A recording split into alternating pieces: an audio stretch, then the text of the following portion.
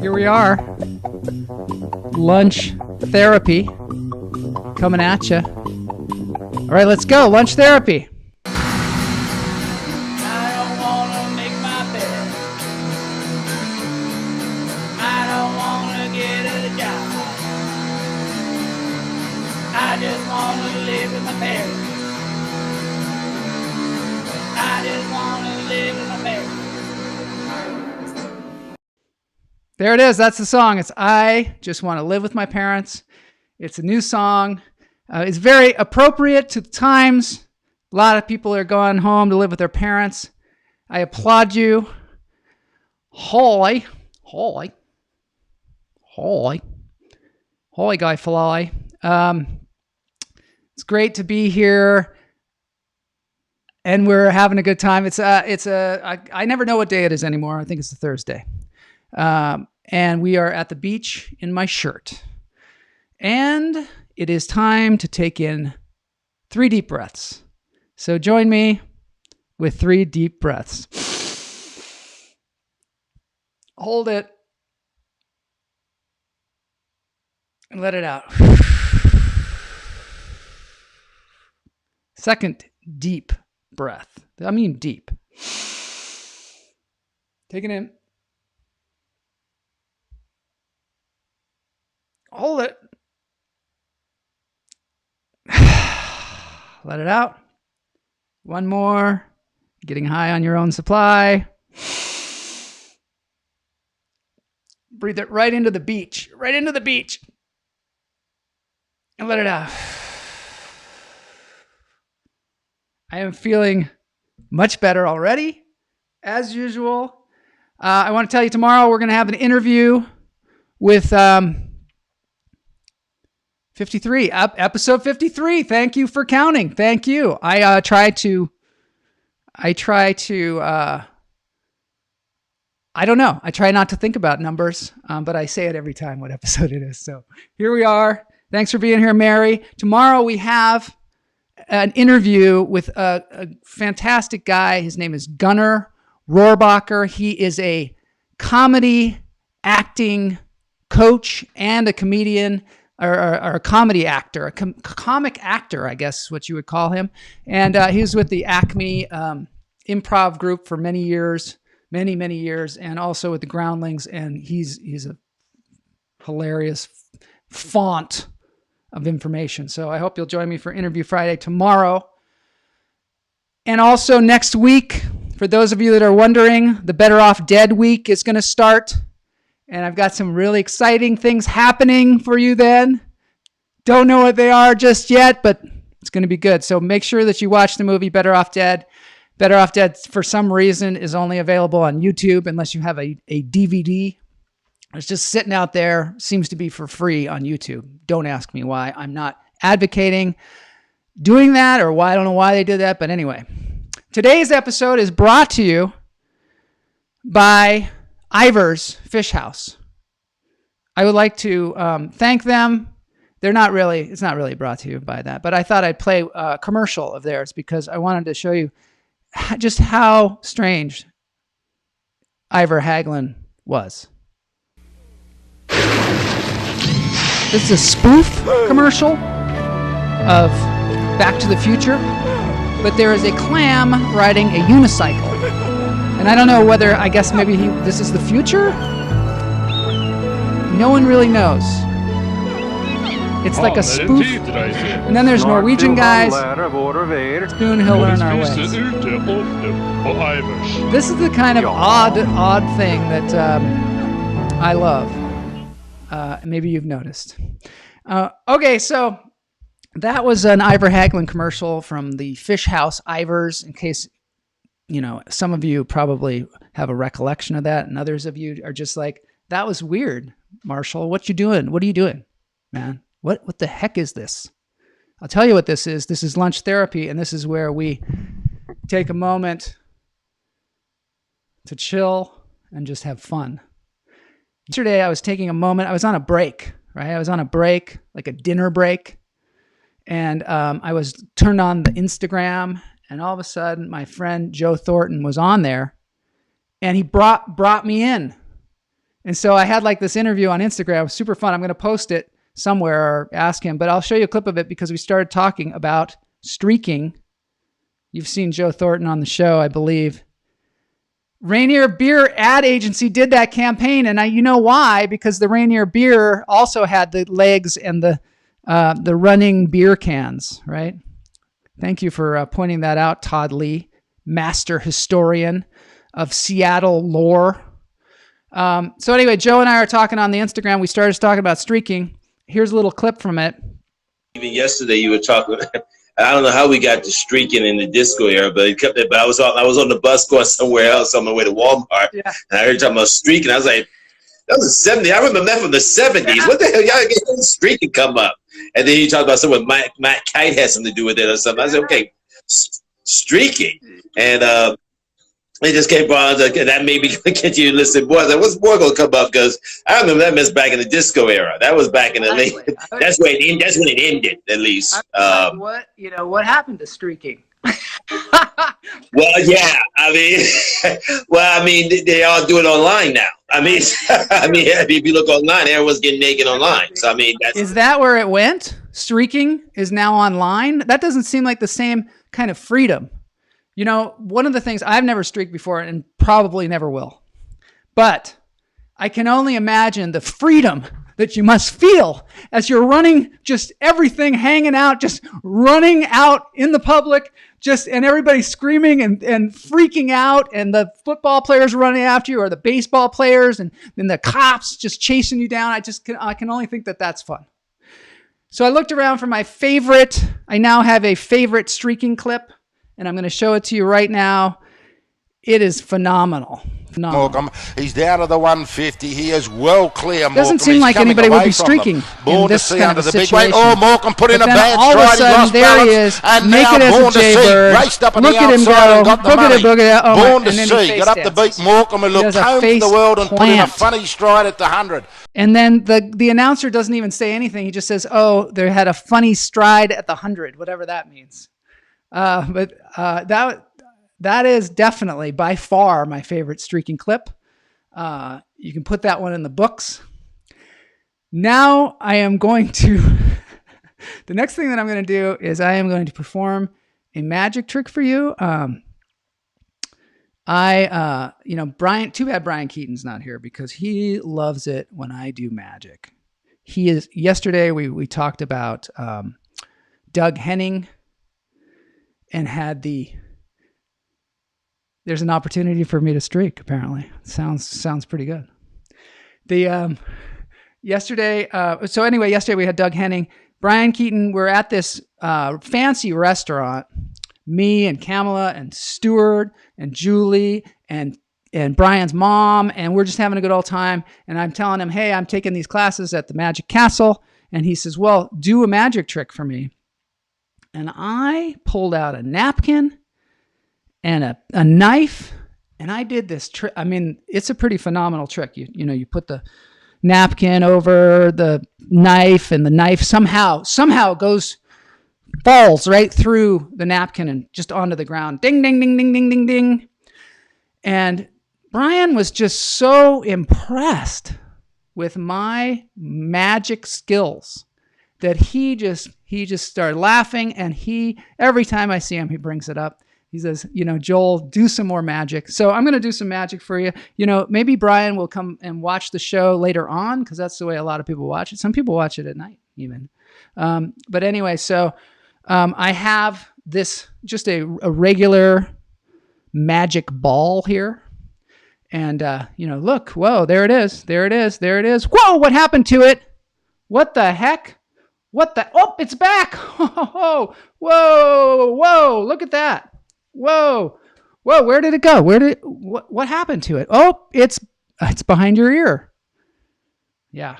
So there you go. There's some magic there. I'm practicing because Todd Hass had this great idea on Facebook. He said, when they make the Netflix movie of Doug Henning's life, I mean, who better to play it, right? Better start writing because that's how these things are made. Everybody thinks,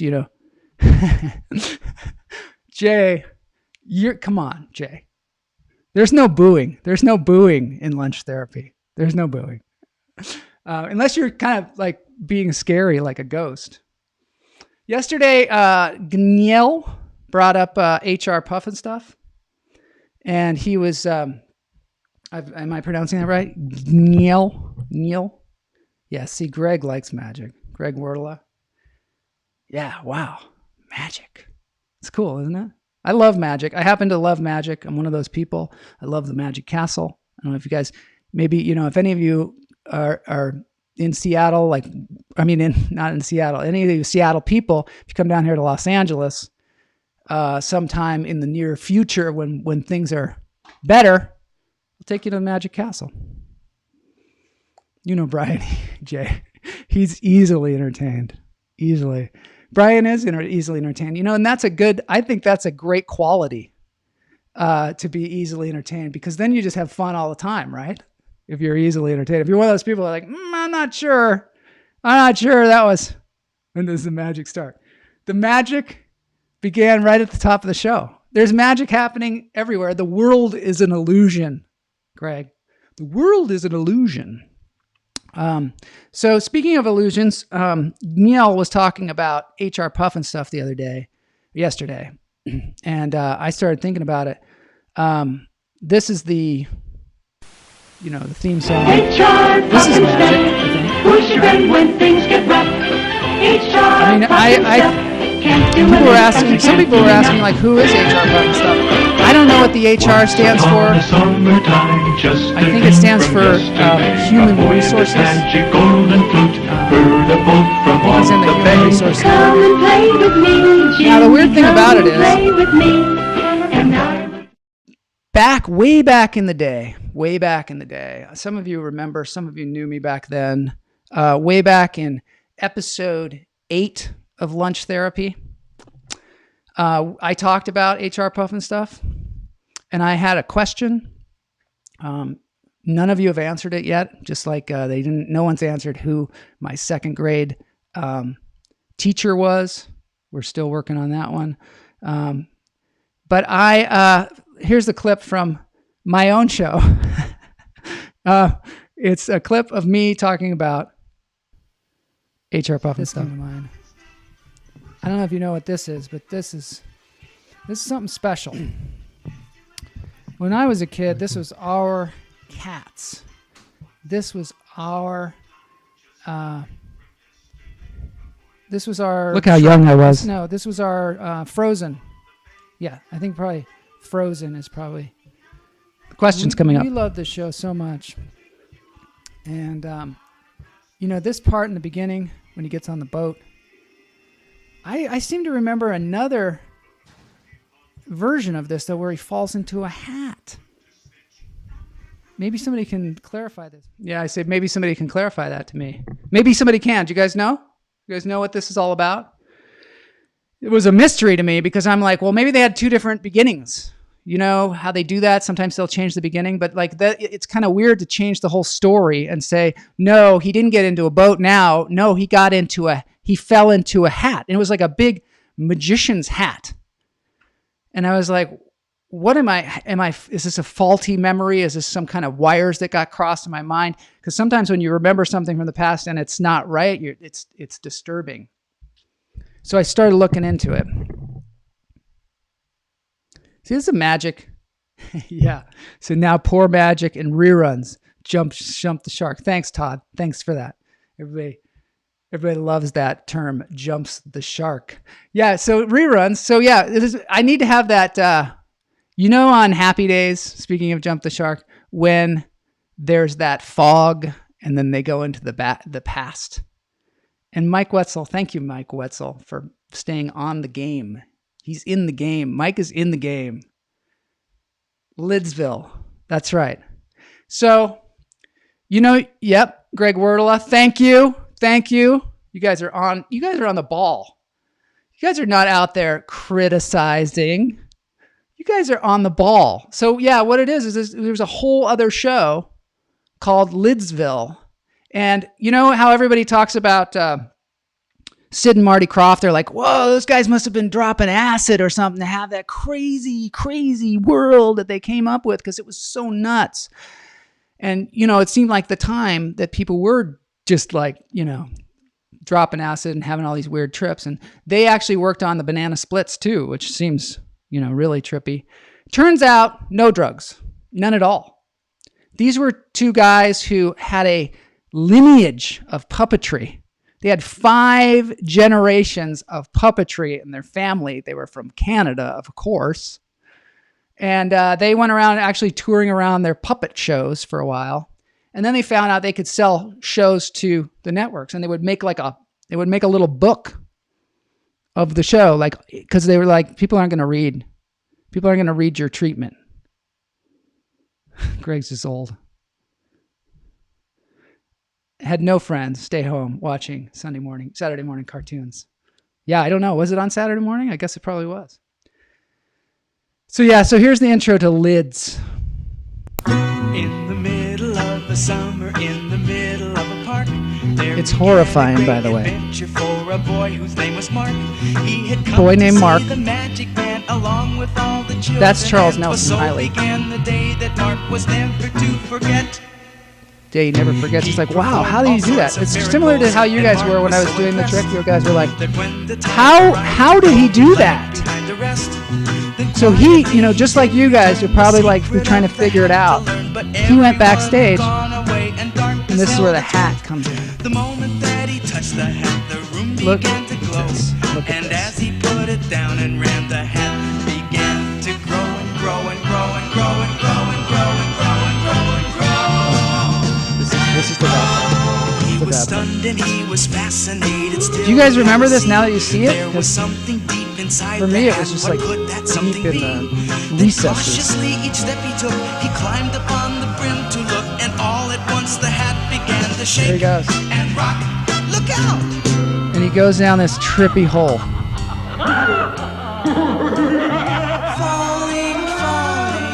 No wonder I blocked that out of my mind. It was horrific. What happens is, excuse me, he gets into this world, and Sid or Marty, one of the two, came up with this show because they had a lot of hats. He had so many hats. He's like me. I have a lot of t-shirts, and he had a lot of hats, and they were like, let's come up with a show. And he said, well, how about a show about my hats? And they were the kind of guys, maybe Boney is in there, but Boney isn't, you have to be a hat. You have to be some form of a hat. So these guys were pitching shows. They learned how to pitch shows. They said actually one show they pitched to one of the networks, I think they said ABC. And when they were driving away, then they sold it. And then while they were driving away, they were like, what exactly did we pitch in there? I think these guys were like me, sort of perpetually high, maybe, so that you don't really need, maybe high on their own supply. Maybe they did a lot of breathing exercises. They always seem to have Billy Hayes. Thank you for bringing up Billy Hayes. Greg Wardla, you win the gold star today because Billy Hayes, of course, wait for it. I always want to say wait for it. That's a kind of a hip thing to say. Witchy Poo. Witchy Poo in the original HR Puffin stuff. And she was also the genie in the horrific show Lidsville. So the genie's in there, and she, they said basically every time they tried to cast something and she walked in, it was like, it's her. Yeah. Billy Hayes. Oh, and the weird things. Yeah. That's where Boney could have been, in that weird like thing where he's flying through the space. And what's really strange is that the Charles Nelson Riley, I don't know if you guys know Charles Nelson Riley, but he was a really funny like comedian back in the day. He used to be on, I don't know, Hollywood Squares or something. We saw him on game shows a lot. We're like, who's this Charles Nelson Riley? He's a funny guy. And this was I think it was one of his first shows or something. And they said that he actually kind of developed his whole persona from this weird magician guy that was in this show. And I guess he hated being on the show. In fact, later on when they kind of revived it, he didn't play the guy. He didn't play the magician. But the magician, Match Game. Thank you. Match Game. That was the show that he was on. And Weenie the Genie was the genie in that thing. And Hollywood Squares and Match Game, yes. So, yeah. But anyway, so she played the genie. But the thing about that show, Lidsville, is that the magician guy, he wouldn't let the kid out.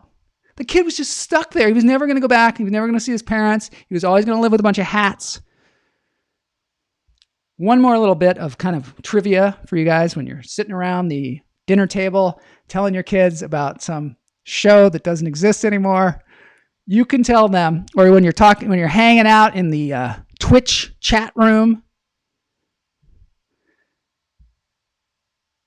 Benny Hill. I love Benny Hill. That's going to be another whole episode, I think. So when you're sitting around with those kids, you can say, the show HR Puff and Stuff was based on The Wizard of Oz. And the show Lidsville was based on Alice in Wonderland. You know how Alice goes down the rabbit hole? That was the hat. That was the hat. See, Matt, perpetuating the idea of LSD in the writer's room. These guys were totally clean. Totally clean.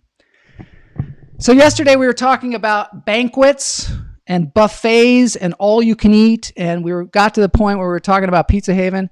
And that I don't know if Matt Wright went to Pizza Haven, but it was a big thing back in high school where we would go to Pizza Haven on Wednesday nights and they had all you can eat pizza, which is a dangerous, dangerous thing. And what was even more dangerous about it is we would make it a contest to see who could eat the most slices of pizza. And the whole football team would go, and Jeff Lohman and Matt Latimer and all these people would go to this place, and they just had this lady walked around with pizza. And she would just say, would you like a piece of pizza? And that was her job, basically, was go around, would you like another slice of pizza? Would you like another slice of pizza? But we called her What? Because no matter what you said to her, she would say, what? And I guess, maybe it was loud in there. I don't know. But anyway, we called her What? And there was so What would be serving us pizza all night. And yes, Brad McNutt was there and he could eat a lot of pizza. But, Brad McNutt was a guy that I grew up with, and he was in high school with us and probably junior high school. And he's the kind of guy that his parents would feed him before they went out to dinner because he could eat a lot. He could eat a lot. When he went to the buffet, he got his money's worth. Let's just say that. Yeah, maybe she was deaf. Yeah, maybe. I know. That was terrible. We were deaf shaming. But we're stupid kids. Now I know. I apologize. I publicly apologize to What? So, Brad McNutt. We think he was our ringer. We thought he was our ringer, and he could eat a lot of pieces of pizza. And I don't know. I don't know what the record was. 50? It might have been like 50. And the thing is, there were other guys there that were very competitive. We had a very competitive kind of football team. So there was, Brady O'Brien was there, of course. And Mike Rankin was there. Mike Rankin was just this, ripped dude, always ripped dude, like that baby that was ripped. I don't know if you've seen that baby on the net. It's all ripped. And he was like that just from very early on. We're like, what is going on with your muscles, dude? But he could eat. They could all eat tons and tons of pizza. And sometimes people would actually throw up in the parking lot after the competition. But the person who always won was not Brad McNutt. It was not Brady O'Brien. It was not Mike Rankin. Edmonds High School had a volleyball team that would also join us for this. And there was a girl on there that could just pack it away. No matter what Brad could eat, this girl could eat more. I think she probably ate like 80 pieces of pizza. That's what I'm guessing. I don't know if there's anybody out there that remembers any of this. I'd love to know. Because, and who was it? Where is she now? Is she winning all you can eat contests? I've never understood all you can eat contests. What's weird about all you can eat contests is the guys who win it are usually like really skinny. I know Sue doesn't believe it. 50 slices of pizza. That seems crazy. Maybe I'm wrong. Maybe they were small pieces. Anybody, maybe somebody remembers. That would be 10 pizzas. Yeah. I mean, maybe I'm spinning, a yarn here. Some people would probably throw up and then come back. That's what Brian Keaton would do, because he's that kind of guy. I remember playing like some drinking game with him one time in college. And I was like, he was kind of had too much or whatever. He left and he came back and he goes, okay, let's go. I don't know what happened. I think he, probably vomited. Anyway, yeah, Matt missed the part where I told everybody that Sid and Marty Krofft were clean. It's an easy misunderstanding. It's an easy misunderstanding, but there are interviews with him on the internet. So I highly recommend the interviews because they're super funny people. They're the kind of people where they're two brothers and the one guy's like, okay, so we made this really big pitch book and we went in to pitch HR Puff and stuff. And it was just one of the best pitch books we ever made. And we went in there, pitch it, and they bought it right on the spot. And then the other brother, Sid, I think, says, okay, now let me tell you the real story. The book was not that big, and I actually went down. He said he went down to Union Station in Los Angeles, found the guy who needed to read the book, and the guy was getting on a train, and he went up to the thing, said, I need to know what train this guy's getting on. The guy happened to be there, and he's like, it's me. And he gave him the book, and the guy read the thing on the 3-day train trip to New York or whatever, and then bought it from him. So there you go. That's a little story there for you. An exercise in tenacity. Sometimes we think things just happen to people. No, they're tenacious. They're tenacious. Sometimes we think people are just tripping out, coming up with wacky ideas, and some people are. But food eating contests make me crazy. So they eat all these hot dogs. There's the guy who's like the champion hot dog eater. He eats all these hot dogs and he's just this skinny guy. And you can imagine I don't know. I mean, so, there's a guy who ate a plane. That's what I wanted to get to there is a guy, Sue, she's like 50 slices of pizza. That seems impossible. Well, what about a guy who ate an entire Cessna? Have you heard of this guy? I mean, I didn't know. When I was in high school, Jeff Loman and I were in the band and we played the French horn and we would tear off pieces of our folder and eat pieces of it. And we got through probably a fourth of the folder just eating pieces like on a daily basis. Well, this guy, one day he broke a glass, French guy. One day he broke a glass and he was just like, and he started eating the glass. And then he was fine. And then he moved on to bigger things. He ate a bicycle. He's eaten several bicycles, just piece by piece. And then he was like, well, what else can I eat? He ate a computer, and this was back in the day, a big old computer. And then he moved on, kept moving on. He had some kind of I don't know, doctors looked at his stomach and they found out that he had this stomach that was indestructible. And he could digest these things. He could actually digest these things. And he ate an entire Cessna, I guess in little pieces. I got pictures of him, of course. Here he is eating a bicycle. Yeah.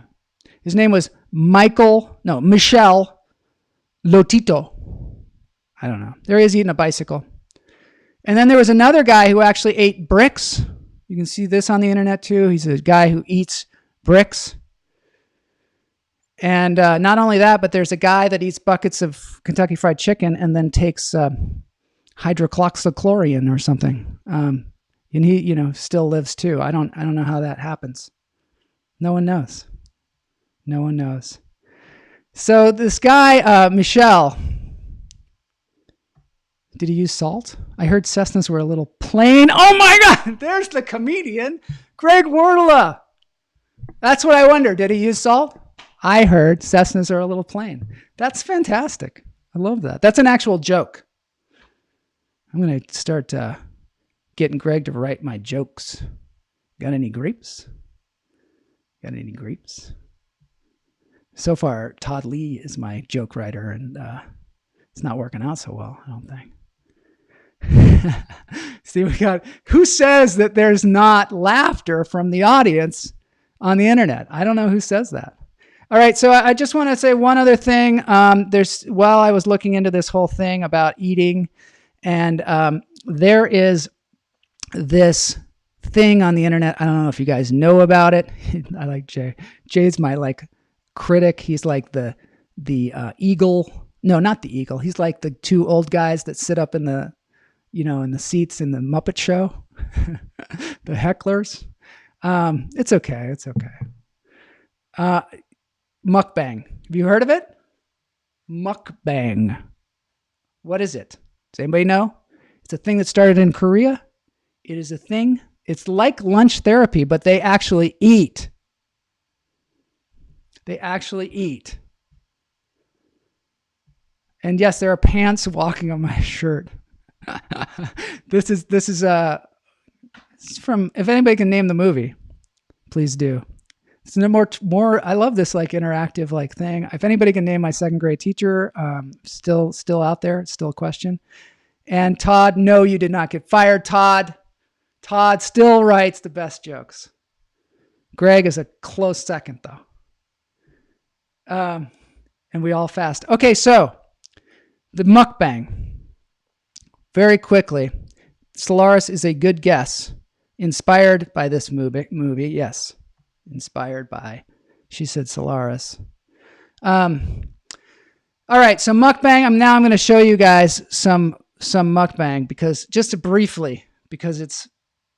it's basically people on the internet eating, and it's closely related to ASMR, which is like making sounds on the internet as a therapy. Mukbang is some kind of thing, and sounds are a part of it. I'm going to show you like a second of it because it's going to make you nauseous.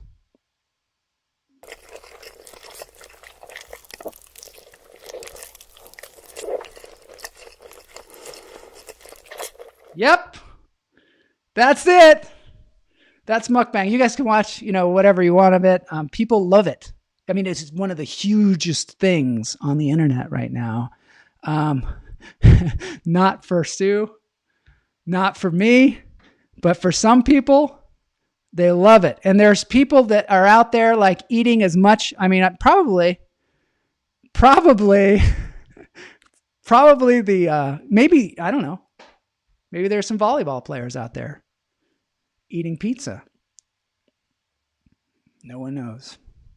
Okay, so next week, I got to end the show, of course, because it is, even though it is just like hitting its stride right now. Actually, Mary, you say not while I'm fasting. I think this would be a way to make you not want to eat food. That's what I think. Some people, it makes them hungry, but does not make me hungry. It's like The Fly. When The Fly, you guys remember the scene. He's like, oh, sorry, that was disgusting. Yeah. But anyway, as a next week, Better Off Dead week. Also, I'm going to tell you guys a story about why I never go to Vancouver, why I haven't been back. A lot of you may have participated in this story. And we're going to have, a guest tomorrow. Very interesting guy, Gunner. And now we're going to go out with something that I love. And I don't know these people. Me gag and want to fast. See, Greg? See, it's it's going to help us.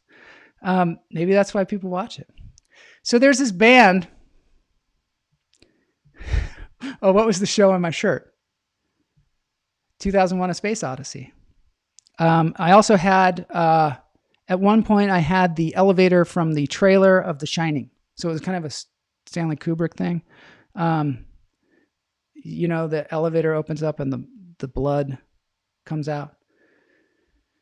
There's a lot of fluids in this show. A lot of fluids. So next thing we're going to do is we're going to watch this band as we go out, just for your enjoyment. They are called Foxes and Fossils, or Fossils and Foxes. Foxes and Fossils, Ghostbusters. That was a good one. It's a good guess. There's a new Ghostbusters coming out. It doesn't even look like Ghostbusters. I can't wait to see it. Oh yeah, Todd, you know. All right. Here they are, Foxes and Fossils, just playing them off the internet for a little while, just so you can see who they are. They're doing a cover of one of my favorite songs, Crosby, Stills and Nash. Sweet Judy Blue Eyes. So we have some ambitious songs, none more than this one. We're going to start right now. Y'all ready?